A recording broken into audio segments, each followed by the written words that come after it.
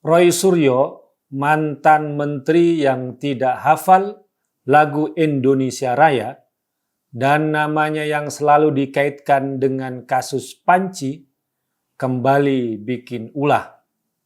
Dia memposting sebuah gambar yang isinya mengedit patung Buddha di Candi Borobudur dengan wajah Presiden Jokowi untuk bahan tertawaan.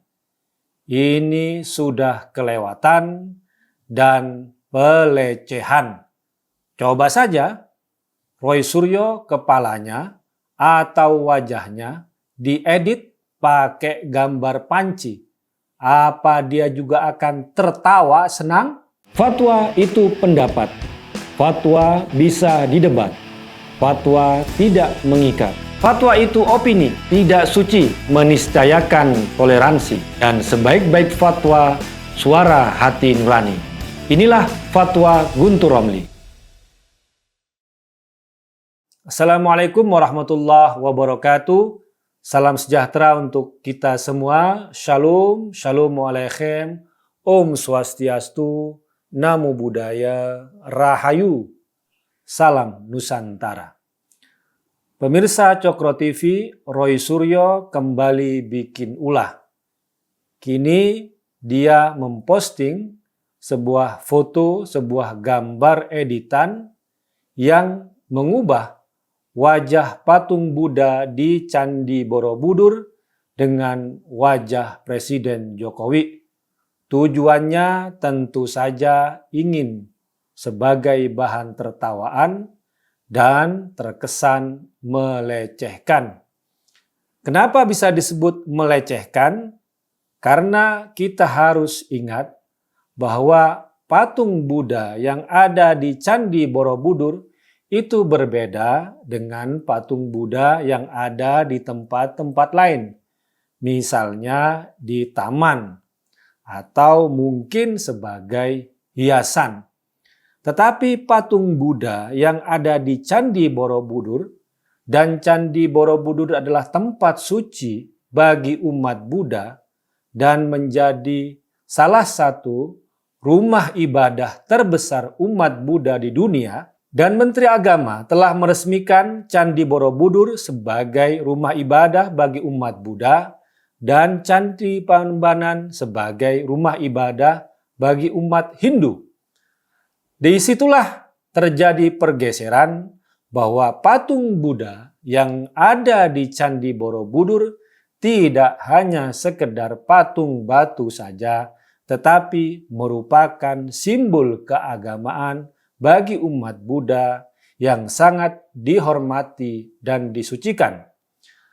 Dalam level ini kita harus bisa memahami dan menghormati simbol-simbol keagamaan umat lain. Apa yang dilakukan oleh Roy Suryo tidak lebih sebagai upaya untuk melecehkan, upaya menjadikan sebagai bahan tertawaan patung Buddha yang ada di Candi Borobudur dan juga Presiden Jokowi. Coba saja, seperti saya atau Roy Suryo sendiri, atau Anda yang Muslim misalnya, Ka'bah dilecehkan. Kemudian ada yang bilang, itu kan hanya batu berbentuk kubus segi 4. Komentar itu kan berasal dari orang yang tidak tahu bagaimana penghormatan dan kemuliaan orang Islam terhadap bangunan Ka'bah. Demikian pula patung Buddha yang ada di Candi Borobudur yang bagi umat Buddha merupakan bagian dari simbol keagamaan yang harus dihormati. Di sini kita melihat Roy Suryo sudah melakukan tindakan yang kelewatan. Mengapa Roy Suryo melakukan tindakan yang kelewatan? Saya merasa dia itu mungkin merasa kebal hukum. Karena pada kasus misalnya ketika dia mempelintir ucapan Menteri Agama Gus Yakut yang dia tuduh ucapan Gus Yakut menyamakan suara azan dengan gonggongan anjing, Roy Suryo sudah dilaporkan ke polisi. Tapi anehnya, tapi sayangnya, laporan tersebut tidak ada kabarnya dan tidak ada tindak lanjutnya.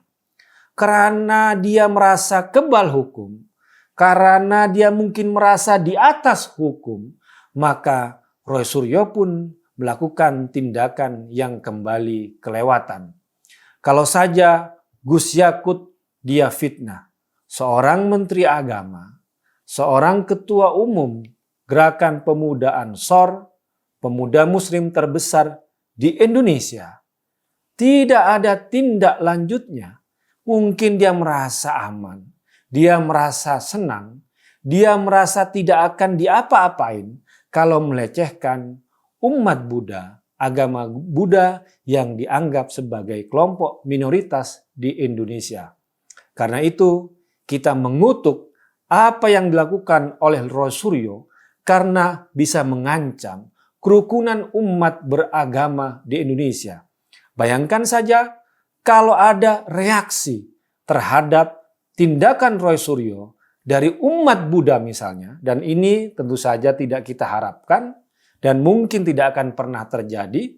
Bagaimana ada pemaaf dari umat Buddha yang luar biasa, tapi kalau ini terjadi akan menjadikan konflik isu SARA seperti yang terjadi di Myanmar misalnya, atau di mayoritas agama Buddha seperti Thailand, atau sekarang yang terjadi di India, provokasi, penghinaan antar umat beragama, antara orang Hindu dengan orang Islam yang memicu kerusuhan dan tindakan kekerasan di mana-mana. Kita mengutuk, kita mengecam apa yang dilakukan oleh Roy Suryo karena bertentangan dengan kehidupan yang harmonis, dengan kehidupan yang damai di Indonesia. Kalau tidak mau agamamu dilecehkan, kalau tidak mau dirimu dilecehkan, maka jangan pernah melecehkan agama yang lain. Jangan pernah melecehkan orang lain. Demikian, wassalamualaikum warahmatullahi wabarakatuh. Fatwa itu pendapat, fatwa bisa didebat, fatwa tidak mengikat. Fatwa itu opini, tidak suci, meniscayakan toleransi. Dan sebaik-baik fatwa, suara hati nurani. Inilah fatwa Guntur Romli.